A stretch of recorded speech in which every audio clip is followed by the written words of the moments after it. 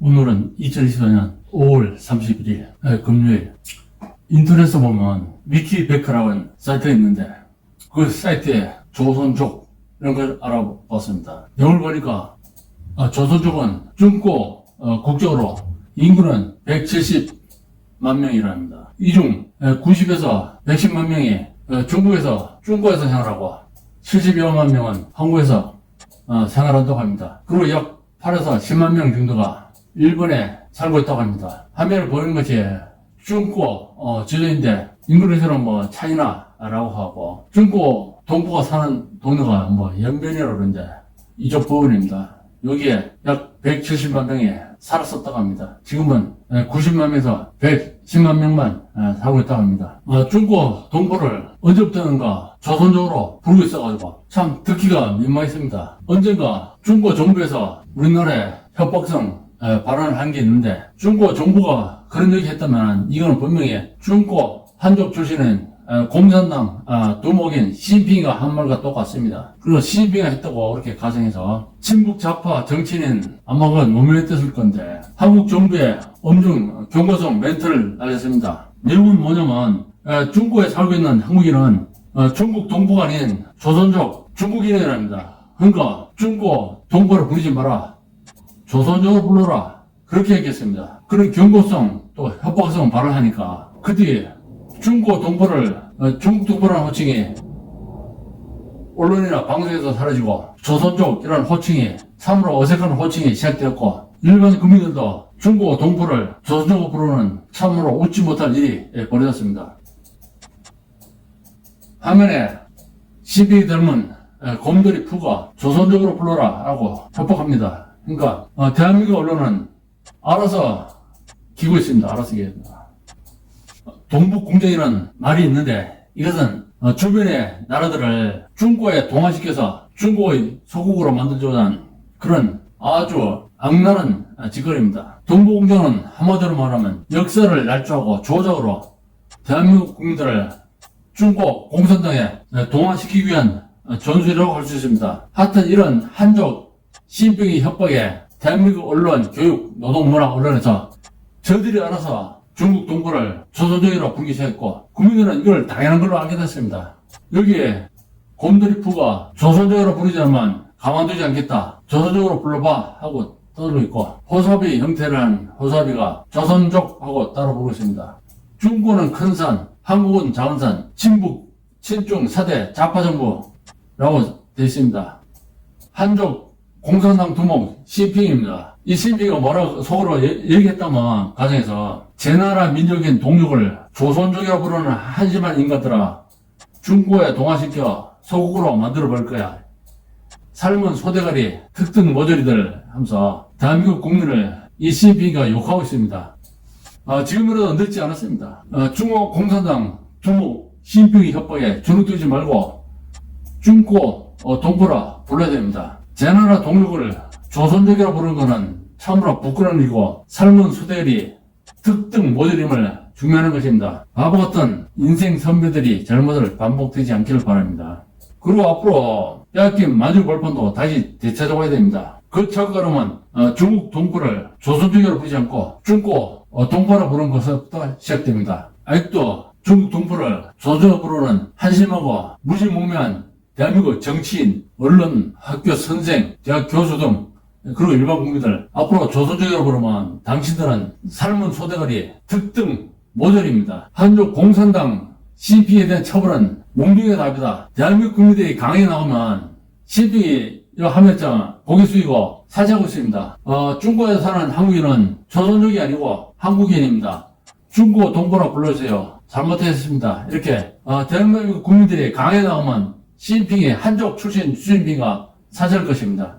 다음은 아마단 정글에서 살아날 기입니다. 실제 있었던 일을 하는데 아마단 정글에 초록한 비행기에서 살아 돌아온 줄리안이라는 10대 여자의 소녀, 중학생, 고등학생 그 정도 됩니다. 이 얘기입니다. 줄리안이 자기 엄마같이 페리에서 비행기를 타고 어디를 가고 있었는데 그때 마침 하늘에서 벼락이 치면서 그 벼락이 비행기 날개에 연료 탱크에 떨어졌습니다. 그래서 비행기가 공중에서 폭발했다고 합니다.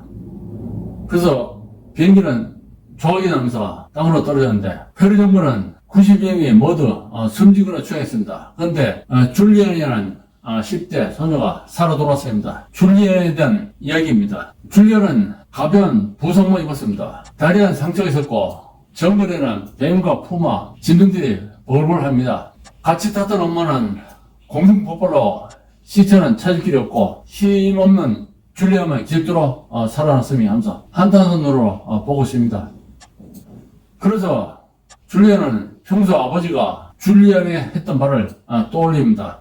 정글에 출했을 때 어디로 갈지 알려면 남쪽인지 북쪽인지 그걸 알아내야 됩니다. 근데 아무 장비 없는 정글에서 알 수 있는 방법인데 줄리안 아버지가 이렇게 얘기합니다. 나이테의 간격이 넓은 남쪽이고 좁은 쪽이 북쪽이야. 나무 나이테가 있는데 나무 이렇게 길쭉합니다. 이렇게 길쭉한데 나이테의 간격이 좁은 쪽에 북쪽, 간격이 넓은 쪽에 남쪽이라고 합니다. 그래서 줄리안이 톱이 있어야 큰 나무를 썰든지 하겠지만 톱이 없는 상태에서는 나무를 단면을 이렇게 봅니다. 단면을 봐가지고 나무의 중심부가 이쪽인데 지대책이 이쪽으로 많이 커졌다만 이쪽이 남쪽으로 보면 되고 그 반대쪽은 북쪽 이렇게 판단하도 될 겁니다. 그리고 또한 계속해서 목이 마르다 해서 아무 물이나 마시는 건 위험하다. 각각류도 새우나 가재, 민물에는 가재가 있습니다. 가재가 사는 물은 안전하단다 이렇게 얘기했습니다. 그래서 줄리안은 가재 등 딱딱한 껍데기를 가진 생물이 사는 물을 마셨고 바나나 등 먹을 수 있는 식물의 열매만 먹었다고 합니다. 정글에 바나나 등 먹을 거 있다면 굶주림을 멸 수 있고 에너지를 얻을 수 있어서 탈출하는데 유용합니다.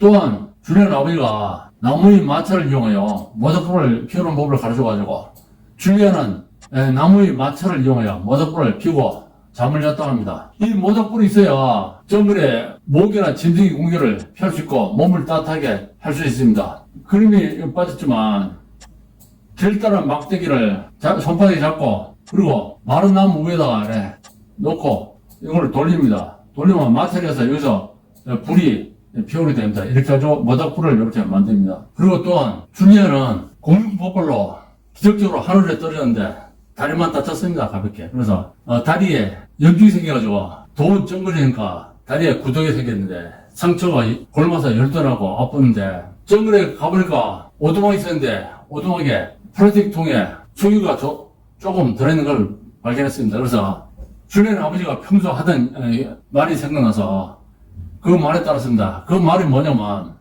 소독력이 없을 때 상처 부위에 석유를 부으면은 병균도 없앨 수 있고 소독도 된다 그 얘기입니다. 응급처치법으로 사용할 수 있답니다. 그래서 줄리안이 다리를 다쳐가지고 지금 저게 부어오르고 염증이 생기는데 이 기름통에 기름을 여기다 부어가지고 소독했다 이겁니다. 그래서 버려진 오두막에 가져온 조금 남은 석유를 다리 상처에 부어 응급처치했다고 합니다. 지금 줄리안의 상태는 다리가 굶어서 구더기가 생기는 그런 상태입니다. 그리고 또 계속해서 아버지의 얘기를 새떼가 보이면 강이 가까이 있는 거란다.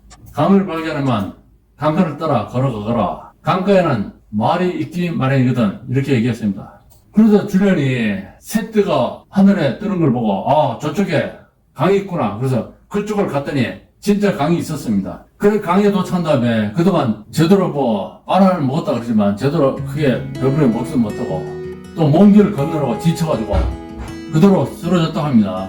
새떼를 발견한 줄리안은 곧 강가를 찾았고 너무 굶주리고 지친 줄리안은 정신을 잃었다. 그리고 주변에 발견되어 구조되었다 합니다. 이 남자가 강가를 따라 걸어오는데 강 옆에 풀숲에 쓰여진 줄리안을 발견하고 주민들이 연락하여 구조하게 됩니다. 그래서 살아남게 됩니다. 이 줄리안 얘기가 나중에 방송을 타고 국민들이 관심을 갖게 됩니다. 그래서 다큐멘터리로 영화로 만들어졌다고 합니다.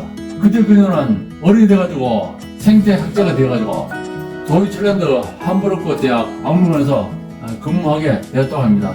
여기 영화 정글에서 살아남기라는 그런 영화를 포토를 보고 있습니다.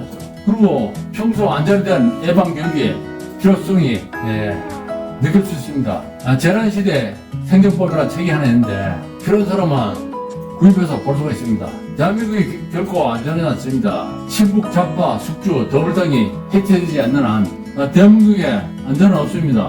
더불당같이 둘이 앞에 별이 5개인 국회의원이 정치하는 소리가 껄떡거리겠는데 그런 한심한 인간들이 있는 대한민국이 안전할 수 없습니다. 그래서 재난시대 생명법 이 책 구해서 보면은 살아가는데 도움이 되리라고 판단됩니다.